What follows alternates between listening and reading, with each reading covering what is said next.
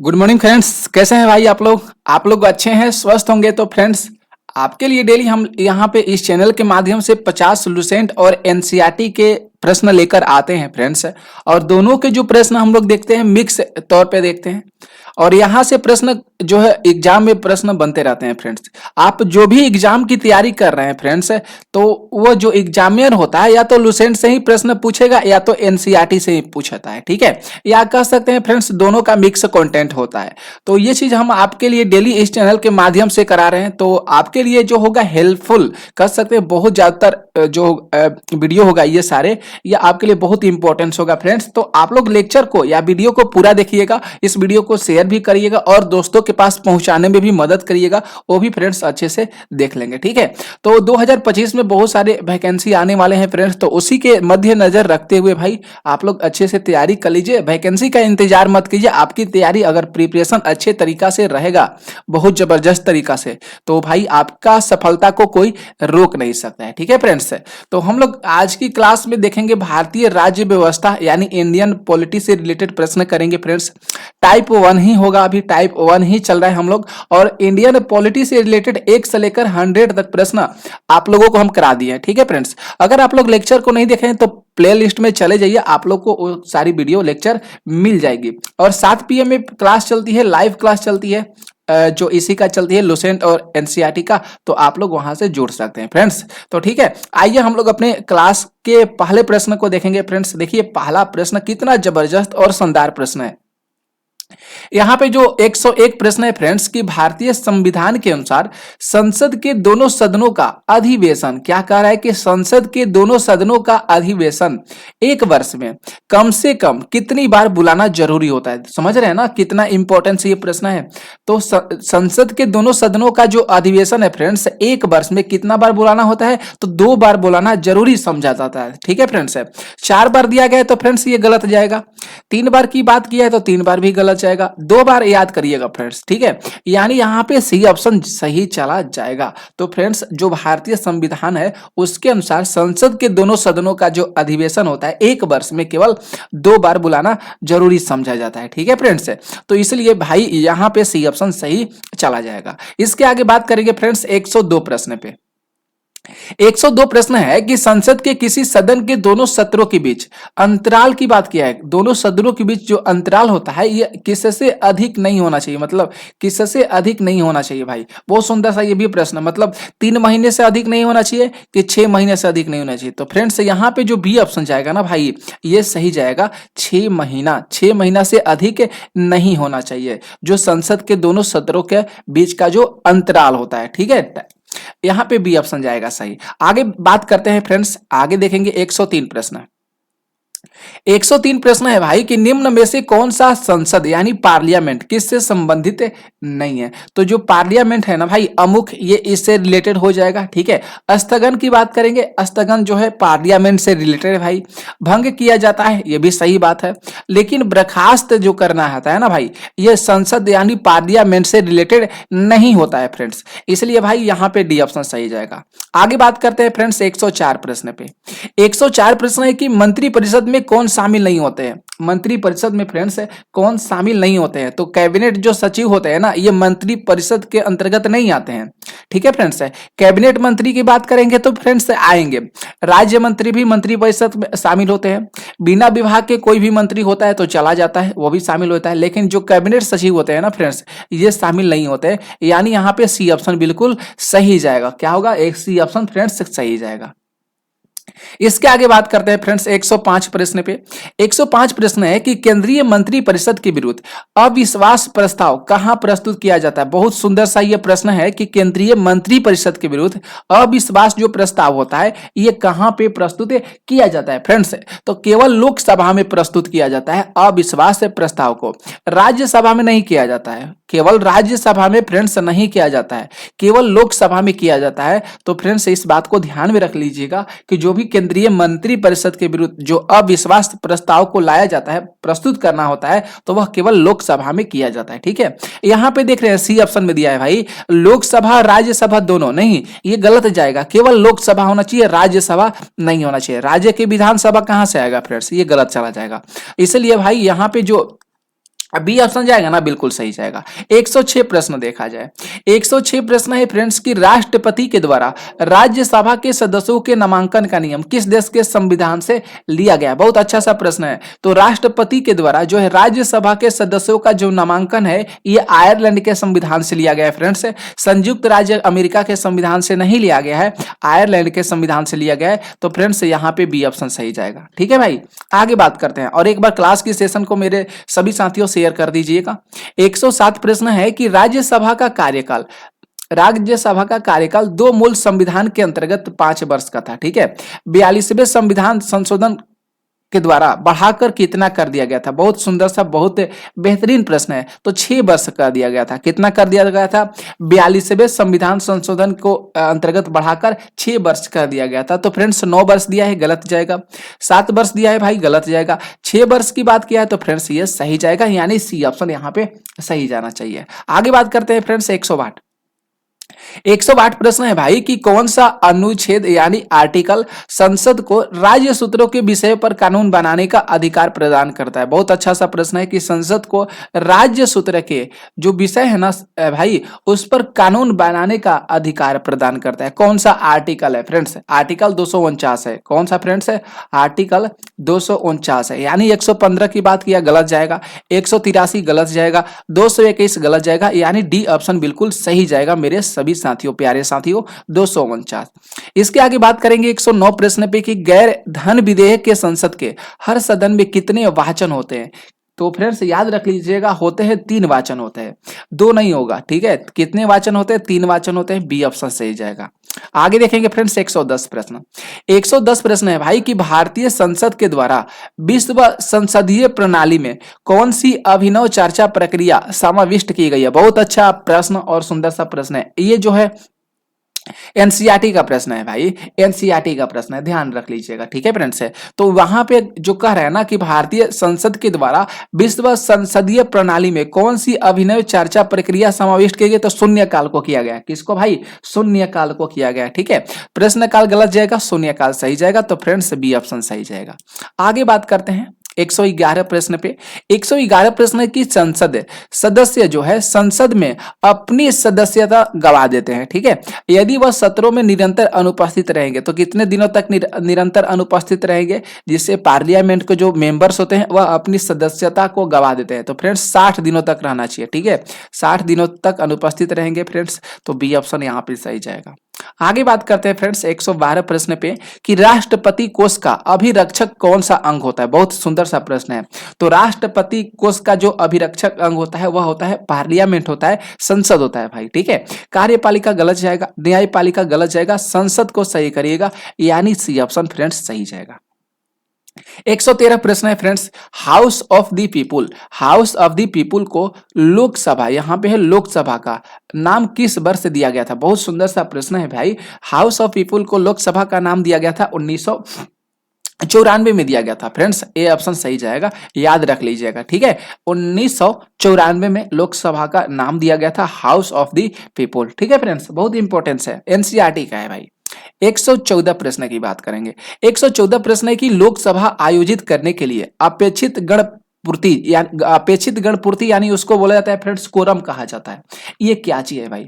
ये क्या चीज है? बहुत अच्छा सा प्रश्न है। तो ये जो होता है कोरम जो होता है 1/10 भाग होता है। लोकसभा आयोजित करने के लिए जो कोरम होता है 1/10, यानी 1/6 गलत जाएगा, 8 भी गलत जाएगा, 1/8, 1/10 याद करिएगा फ्रेंड्स। सी ऑप्शन सही जाएगा। ठीक है, आगे बात करते हैं फ्रेंड्स 115 प्रश्न पे। 115 प्रश्न है कि भारत के प्रधानमंत्री बनने के लिए अपेक्षित न्यूनतम आयु कितना होना चाहिए, तो 25 वर्ष होना चाहिए। कितना होना चाहिए फ्रेंड्स? 25 वर्ष होना चाहिए। ठीक है, 18 वर्ष तो नहीं होगा, गलत जाएगा।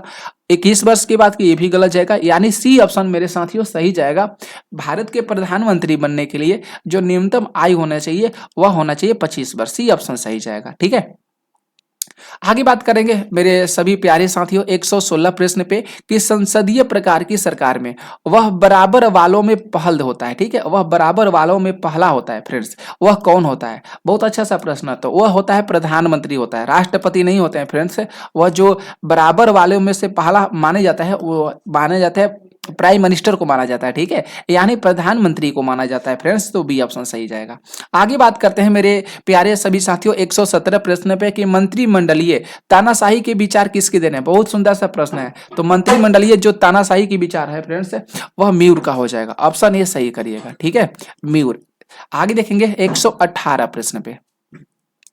118 प्रश्न है कि किसने मंत्रिमंडलीय पति को जहान का स्टीयरिंग व्हील कहा है। बहुत अच्छा सा प्रश्न है ये। किसने मंत्रिमंडलीय पति को जहान का स्टीयरिंग व्हील कहा है। बहुत अच्छा सा सुंदर सा मेरे सभी साथियों ये प्रश्न है। तो यहाँ पे लोविल के द्वारा नहीं कहा गया है, ठीक है, म्यूर राजरूपी के द्वारा कहा गया। ये बहुत सुंदर सा प्रश्न है, एनसीईआरटी का जाएगा। ये प्रश्न एनसीईआरटी का है भाई कि किसने मंत्रिमंडलीय पति को जहान का स्टीयरिंग व्हील कहा है। तो मयूर राजरूपी के द्वारा कहा गया। और लुसेंट में भी ये प्रश्न थोड़ा सा कोटेशन बना कर दिया गया, ठीक है। आगे बात करेंगे भाई 119 प्रश्न पे। 119 प्रश्न है कि भारत के प्रधानमंत्री का कार्यकाल कितना होता है। भारत के प्रधानमंत्री का जो कार्यकाल होता है ये फ्रेंड्स कितना होता है। तो भारत के जो प्रधानमंत्री का कार्यकाल तो नहीं होता है भाई, लेकिन हाँ होता है, लेकिन लोकसभा के कार्यकाल के साथ होता है, गलत जाएगा। राष्ट्रपति के कार्यकाल के साथ होता है, गलत जाएगा। हाँ ये बात सही बिल्कुल, जो एथलेटिक्स जो ऑप्शन है फ्रेंड्स कि जब तक उसे लोकसभा के बहुमत का समर्थन प्राप्त होगा फ्रेंड्स तो भारत के तो वह सही जाएगा, ठीक है, कार्यकाल उसका बना रहेगा। तो फ्रेंड्स सी ऑप्शन सही जाएगा। लेकिन हाँ 5 वर्ष पर तो चुनाव होता है प्रधानमंत्री का, लेकिन ये भी जो यहाँ पे ऑप्शन के अनुसार अगर बात करेंगे फ्रेंड्स ये एथलेटिक्स ऑप्शन सही जा रहा है। आगे बात करते हैं फ्रेंड्स 120 प्रश्न पे। 120 प्रश्न है कि सरकारी आयोग का गठन किस विषय पर रिपोर्ट देने के लिए किया गया था। बहुत सुंदर सा प्रश्न है भाई। तो केंद्र राज्य संबंध के रिपोर्ट के अनुसार जो है सरकारी आयोग का गठन किया गया था। केंद्र और राज्य दोनों होगा ना, दोनों का रिलेशन होगा तभी तो गठन होगा भाई, जो सरकारी आयोग का। तो यहाँ पे सरकारी कर्मचारियों के लिए गलत जाएगा। केंद्र राज्य का संबंध हाँ बिल्कुल सही जाएगा। तो फ्रेंड्स बी ऑप्शन सही जाएगा। 121 प्रश्न की बात करेंगे। 121 प्रश्न है कि वह प्रधानमंत्री कौन थे जिसने संसद ने मतदान द्वारा अपदस्थ कर दिया गया था। बहुत सुंदर सा प्रश्न है, एनसीईआरटी। वह प्रधानमंत्री मेरे साथियों कौन थे जिसने संसद ने मतदान के द्वारा अपदस्थ कर दिया गया था। अपदस्थ कर दिया गया था। इंदिरा गांधी नहीं थे, मोरारजी देसाई नहीं थे, बीपी से थे भैया फ्रेंड्स, बीपी से थे। सी ऑप्शन सही जाएगा। इंपॉर्टेंस है, ध्यान रखिएगा भाई। 122 प्रश्न है कि भारत का प्रधानमंत्री निम्नलिखित में से किस प्रक्रिया से बनाया जाता है। तो ये सिंपल सी बात है, नियुक्त किया जाता है उनको ना भाई, निर्वाचन नहीं होगा, नियुक्त किया जाता है प्रधानमंत्री को। तो फ्रेंड्स बी ऑप्शन सही जाएगा। 123 देखिएगा। 123 प्रश्न है कि भारत के प्रथम उप प्रधानमंत्री कौन थे। भारत के प्रथम उप प्रधानमंत्री फ्रेंड्स कौन थे। तो सरदार वल्लभ भाई पटेल, ये तो बिल्कुल सही जाएगा ना। उप प्रधानमंत्री पहले पहले जो बने थे वह सरदार वल्लभ भाई पटेल बने थे फ्रेंड्स। 124 प्रश्न है राष्ट्रपति विकास परिषद में कौन शामिल नहीं होते हैं। तो राष्ट्रपति विकास परिषद की बात किया है तो जो भी स्टेट है हम लोग का भारत देश में, उसके जो मुख्यमंत्री होते हैं वह राष्ट्रपति विकास परिषद में शामिल नहीं होते हैं। बाकी केंद्रीय मंत्रिमंडल के सभी सही होंगे। सभी राज्य के मुख्यमंत्री, ये गलत जाएगा ना, यानी यही गलत सही जाएगा, शामिल होते हैं, माफ कीजिएगा फ्रेंड्स। राष्ट्रपति विकास परिषद में कौन शामिल होते हैं ये प्रश्न पूछा गया, हमने सोचा नहीं पूछा गया है, लेकिन शामिल होते हैं तो सभी राज्य के मुख्यमंत्री शामिल होते हैं। केंद्रीय मंत्रिमंडल के सभी गलत जाएगा। सभी राज्य और केंद्रों के मंत्रिमंडल सदस्य ये भी गलत जाएगा। संसदीय प्राक्कलन समिति के सदस्य ये भी गलत जाएगा, यानी बी ऑप्शन सही जाएगा। हमने नहीं पर ध्यान दिया फ्रेंड्स। इसके आगे बात करेंगे फ्रेंड्स 125 प्रश्न। 125 प्रश्न है कि राष्ट्रपति एकता परिषद का अध्यक्ष कौन होता है। तो राष्ट्रपति एकता परिषद का जो अध्यक्ष होते हैं प्रधानमंत्री होते हैं फ्रेंड्स, ऑप्शन ए सही जाएगा। आगे बात करते हैं अब देखिए यहाँ पे जो प्रश्न आप लोगों को देखने को मिलेगा न्यायपालिका से रिलेटेड प्रश्न मिलेगा। 126 प्रश्न है भाई। भारतीय उच्चतम न्यायालय के न्यायाधीशों की नियुक्ति कौन करता है। सुंदर सा प्रश्न है। तो राष्ट्रपति जी करते हैं। कौन करते हैं मेरे साथियों। भारतीय उच्चतम न्यायालयों के न्यायाधीशों की नियुक्ति राष्ट्रपति करते हैं, ऑप्शन ए सही जाएगा। इसके आगे बात करते हैं 127 प्रश्न है उच्चतम न्यायालय के न्यायाधीश किस आयु तक अपने पद पर बने रहते हैं। ये भी अच्छा सा प्रश्न है। तो 65 वर्ष तक, लास्टली कितना वर्ष तक, 65 वर्ष तक, तो ऑप्शन बी सही जाएगा। इसके आगे बात करेंगे मेरे सभी साथियों, प्यारे साथियों 128 प्रश्न है उच्चतम न्यायालय के मुख्य न्यायाधीशों की अधिवर्षीता आयु कितना माना गया है फ्रेंड्स। तो 65 वर्ष होगा ना, तो सी ऑप्शन सही जाएगा। आगे बात करेंगे फ्रेंड्स 129 प्रश्न। 129 प्रश्न है भाई कि भारतीय संविधान का अंतिम व्याख्याता कौन होता है? तो अंतिम व्याख्याता भारतीय संविधान का कौन होता है फ्रेंड्स? तो उच्चतम सर्वोच्च न्यायालय होता है। यहाँ पे देखेंगे केंद्रीय मंत्रिमंडल गलत जाएगा, राष्ट्रपति गलत जाएगा, उच्चतम न्यायालय गलत जाएगा, सर्वोच्च न्यायालय को करेंगे फ्रेंड्स सही। जो भारतीय संविधान का अंतिम जो व्याख्याता होता है ना फ्रेंड्स, वह सर्वोच्च न्यायालय होता है। आगे बात करते हैं 130 प्रश्न है कि भारतीय संविधान का अभिरक्षक किसे माना जाता है? तो भारतीय संविधान का अभिरक्षक माना जाता है फ्रेंड्स भारत के मुख्य न्यायाधीश को माना जाता है, राष्ट्रपति को नहीं माना जाता है। भारत के जो मुख्य न्यायाधीश होते हैं उन्हीं को भारतीय संविधान का अभिरक्षक के दृष्टि से देखा जाता है, माना जाता है। इसके बाद बात करेंगे 131 प्रश्न है भारत के उच्चतम न्यायालय की केंद्र और राज्यों के बीच जो विवाद का निपटारा करने की जो शक्ति होती है यह किसके अंतर्गत आती है? बहुत सुंदर सा प्रश्न है और ये दोनों में मिक्स है, एनसीईआरटी और लुसेंट दोनों में मिक्स है ये जो है प्रश्न है भाई। ठीक है, पढ़िएगा तो बहुत अच्छे से पता चल जाएगा कि भारत के जो उच्चतम न्यायालय की केंद्र और राज्यों के बीच का जो विवाद का निपटारा करता है वह मौलिक अधिकार से रिलेटेड है फ्रेंड्स। ठीक है, ऑप्शन ए हम लोग करेंगे भाई यहाँ पे सही आंसर। 132 प्रश्न की बात करेंगे। 132 प्रश्न है कि उच्चतम न्यायालय के सेवानिवृत्त न्यायाधीशों के लिए कहां पर वकालत करने की मनाही है? यह अच्छा सा प्रश्न है। तो उच्चतम न्यायालय के अलावा किसी अन्य न्यायालय में नहीं भाई, भारत के किसी भी उच्च न्यायालय में हम लोग कर सकते हैं भाई। यह ऑप्शन बी ऑप्शन सही जाएगा। ठीक है, आगे बात करते हैं फ्रेंड्स, देखेंगे 133 प्रश्न। 133 प्रश्न है कि उच्चतम न्यायालय में एक मुख्य न्यायाधीश के अलावा अधिकतम कितने अन्य न्यायाधीश हो सकते हैं? तो अधिकतम हो सकते हैं 25 हो सकते हैं। ठीक है, 28 नहीं जाएगा, अधिकतम से पूछा गया है तो फ्रेंड्स अधिकतम 25 हो सकते हैं न्यायाधीश, बी ऑप्शन सही जाएगा। 134 प्रश्न देखेंगे फ्रेंड्स। 134 प्रश्न है कि उच्च न्यायालय के न्यायाधीशों को कौन हटा सकता है? उच्च न्यायालय के न्यायाधीशों को कौन हटा सकता है? अगर विशेष बहुमत से पारित होता है तो वहां पे संसद के प्रस्ताव पर राष्ट्रपति के द्वारा जो विशेष बहुमत प्राप्त होता है तो उसके न्यायाधीश को हटाया जा सकता है फ्रेंड्स, ऑप्शन ए सही जाएगा। तो देखना है ना कितना मस्त और शानदार प्रश्न है भाई, एथोटिक्स प्रश्न है ये सारे आने वाले प्रश्न। अगर बात करेंगे यहाँ पे राष्ट्रपति से रिलेटेड मेरे साथियों प्रश्न की बात करेंगे 135। उच्च न्यायालय के सेवानिवृत्त न्यायाधीशों को कहाँ वकील के रूप में, देखिए यहाँ कहाँ वकील के रूप में काम करने की अनुमति नहीं दी जाती है, यानी अनुमति नहीं होती है फ्रेंड्स से। उच्च न्यायालय में होती है, ठीक है, भारत के किसी भी न्यायालय में होती है, उच्चतम न्यायालय में भी होती है, उच्चतम न्यायालय भी होती है। लेकिन यहाँ पे जो डी ऑप्शन है ना, उस उच्च न्यायालय में जिसे वह सेवानिवृत्त हुआ है इसमें वकील के रूप में काम करने की अनुमति नहीं दी जाती है। ठीक है, बाकी उच्चतम न्यायालय में हाई कोर्ट हो गया, उच्च न्यायालय हो गया, भारत के किसी भी न्यायालय में दिया जाता है। 136 प्रश्न है कि राज्य के लिए एक निर्वाचन याचिका का निर्णय करने का अधिकार किसको है? बहुत अच्छा सा प्रश्न है। तो भाई किसको है? तो संसद को नहीं है, उच्च न्यायालय को है, उच्चतम न्यायालय को भी नहीं है, उच्च न्यायालय को है फ्रेंड्स, सी ऑप्शन सही जाएगा। ठीक है, तो राज्य के लिए एक निर्वाचन याचिका का निर्णय करने का जो अधिकार है उच्च न्यायालय को, किसको है फ्रेंड्स? उच्च न्यायालय को है। इसके आगे बात करेंगे 137 प्रश्न है कि सबसे पहले किस उच्च न्यायालय ने घोषणा किया था कि बंद असंवैधानिक है? बहुत सुंदर सा प्रश्न एन का है, यानी एनसीईआरटी का प्रश्न है फ्रेंड्स। तो बात करेंगे आंध्र प्रदेश गलत जाएगा, मध्य प्रदेश गलत जाएगा, सी की बात करेंगे सही जाएगा, केरल की बात होगा। ठीक है, बंद असंवैधानिक है। 138 प्रश्न है भाई। 138 प्रश्न है कि उच्चतम न्यायालय ने किसी मामले में मौलिक अधिकारों की प्रमुखता राज्य नीति निर्देशक सिद्धांत से ऊपर स्थापक की गई है?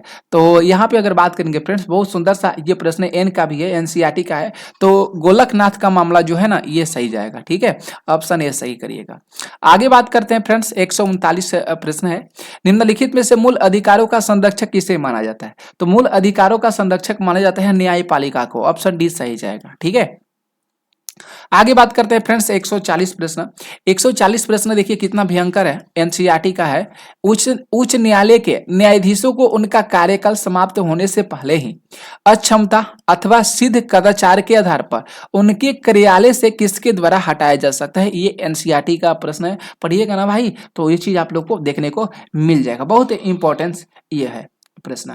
तो बात करेंगे भारत के मुख्य न्यायाधीश गलत जाएगा, उच्च न्यायालय के मुख्य न्यायाधीश गलत जाएगा। हाँ ये फ्रेंड्स सही जाएगा, संसद के दोनों सदनों की सिफारिश पर राष्ट्रपति के द्वारा हटाया जा सकता है। हाँ भाई ये बिल्कुल सही एथॉटिक्स ऑप्शन यहाँ पे देखने को मिल रहा है। आगे बात करते हैं 141 प्रश्न पे। 141 प्रश्न है फ्रेंड्स कि भारत के उच्चतम न्यायालय को क्या प्राप्त है? भारत के उच्चतम न्यायालय को क्या प्राप्त है? तो मूल प्राप्त है, अपीलीय प्राप्त है, परामर्शी अधिकार क्षेत्र प्राप्त है। डी ऑप्शन सही जाएगा, एथॉन्टिक ऑप्शन ये सही जाएगा। इसके आगे बात करेंगे 142 से प्रश्न पे कि भारतीय संविधान को किस अनुच्छेद के अंतर्गत केंद्रीय प्रशासनिक अधिकार, यानी केंद्रीय प्रशासनिक अधिकार को इंग्लिश में कैट कहा जाता है, इसके निर्णय को उच्चतम न्यायालय में चुनौती दी जा सकती है। इनका प्रश्न है, बहुत इंपॉर्टेंट और शानदार प्रश्न है भाई। तो 323 का जो आर्टिकल ए है ना, इसी में कहा गया है, बातों को स्पष्टता किया गया है, ऑप्शन ए सही जाएगा। 143 प्रश्न है कि जिला न्यायालयों के न्यायाधीशों की नियुक्ति किसके द्वारा किया जाता है? बहुत सुंदर सा प्रश्न है। जो आपका डिस्ट्रिक्ट होता है ना, उसके जो न्यायालय होते हैं उसकी नियुक्ति किसके द्वारा किया जाता है? बहुत सुंदर सा मुख्यतः प्रश्न है। तो जो अपना स्टेट के राज्यपाल होते हैं ना फ्रेंड्स, उनके द्वारा किया जाता है, ऑप्शन ए सही जाएगा। आगे बात करते हैं संवैधानिक पदाधिकारी से रिलेटेड प्रश्न 144। भारत के नियंत्रक एवं महालेखा परीक्षक का कार्यकाल कितने वर्षों तक होता है? सुंदर सा प्रश्न आपके सामने स्क्रीन पर है, 6 वर्ष को होता है फ्रेंड्स, याद रख लीजिएगा। भारत के 2 नियंत्रक और महालेखा परीक्षक होता है, इनके जो कार्यकाल की बात किया तो 6 वर्ष का होता है। ठीक है, आगे बात करते हैं फ्रेंड्स 145 प्रश्न है कि भारत के महान्यायवादी की नियुक्ति कौन करता है? बहुत सुंदर सा यह भी प्रश्न है। तो भारत की जो महान्यायवादी की नियुक्ति राष्ट्रपति जी के द्वारा किया जाता है भाई, ऑप्शन डी सही जाएगा। 146 प्रश्न है कि भारत का योजना आयोग क्या है? तो भारत का योजना आयोग जो है एक असंवैधानिक निकाय है फ्रेंड्स, ऑप्शन डी सही जाएगा। ठीक है, संवैधानिक निकाय नहीं है, स्वतंत्र और स्वायत्त निकाय गलत जाएगा, संवैधानिक नहीं असंवैधानिक होना चाहिए, तो डी ऑप्शन मेरे साथियों सही जा रहा है। 147 प्रश्न है कि संघ लोक सेवा आयोग के सदस्यों के पद पर कार्यकाल कितने वर्ष का होता है? देखिए कैसे ये जो डीपली प्रश्न जो है यहाँ पे लेने का प्रयास किया गया है। ठीक है, तो यहां पे अगर बात करेंगे फ्रेंड्स तो 6 वर्ष और 65 वर्ष की आयु प्राप्त करने तक, ये ऑप्शन एथॉन्टिक्स जा रहा है, सी ऑप्शन सही जा रहा है। ठीक है, याद रख लीजिएगा मेरे सभी साथियों, संघ लोक सेवा आयोग जो होता है ना यूपीएससी, तो इसके सदस्यों के पद का जो कार्यकाल कितने वर्ष का? तो भाई 6 वर्ष से लेकर 65 वर्ष की आयु तक रहने का अधिकार है भाई। 148 प्रश्न है मेरे साथियों कि निम्नलिखित में से कौन सी अखिल भारतीय सेवा नहीं है? तो अखिल भारतीय सेवा यहाँ पे बात करेंगे तो जो यहाँ पे भारतीय विदेश सेवा है ना, ये अखिल भारतीय सेवा नहीं है फ्रेंड्स, सही ऑप्शन सही जाएगा। आगे बात करते हैं मेरे साथियों, निर्वाचन से कुछ संबंधित प्रश्न आ चुका है 149 कि भारत में आम चुनाव किस सिद्धांत पर आधारित है? तो भारत में जो आम चुनाव है ना, आनुपातिक नहीं है, प्रादेशिक है। सीधा सी बात है, प्रादेशिक प्रतिनिधित्व होना चाहिए, तो बी ऑप्शन सही जाएगा। तो याद रख लीजिएगा, इंपॉर्टेंस है एनसीईआरटी का है कि भारत में आम चुनाव किस सिद्धांत पर आधारित है? तो प्रादेशिक सिद्धांत पर आधारित है, प्रादेशिक प्रतिनिधित्व पर। और आखिरी प्रश्न है 150 प्रश्न है कि भारतीय संविधान का कौन सा अनुच्छेद निर्वाचन आयोग से संबंधित है फ्रेंड्स? तो निर्वाचन आयोग से बात किया तो 324 है, 56 नहीं है, 360 नहीं है, 324 है। ठीक है, याद रख लीजिएगा, कभी भूलना नहीं है कि जब भी निर्वाचन आयोग की बात करेगा ना, वह आर्टिकल 324 से जाएगा। तो फ्रेंड्स ये 150 प्रश्न थे आप सभी मेरे मित्र साथियों के लिए, इंडियन पॉलिटी से रिलेटेड प्रश्न था। कैसा लगा क्लास मेरे भाई मेरे साथियों? आप लोग जरूर कमेंट करके बताइएगा। एक बार क्लास की वीडियो को सेशन को शेयर करिएगा, चैनल को सब्सक्राइब करके रखिएगा भाई, सब कुछ आप लोग को मिलेगा। ठीक है, तो मिलते हैं अगली क्लास में। आज के लिए थैंक यू आप सभी मित्र साथियों को।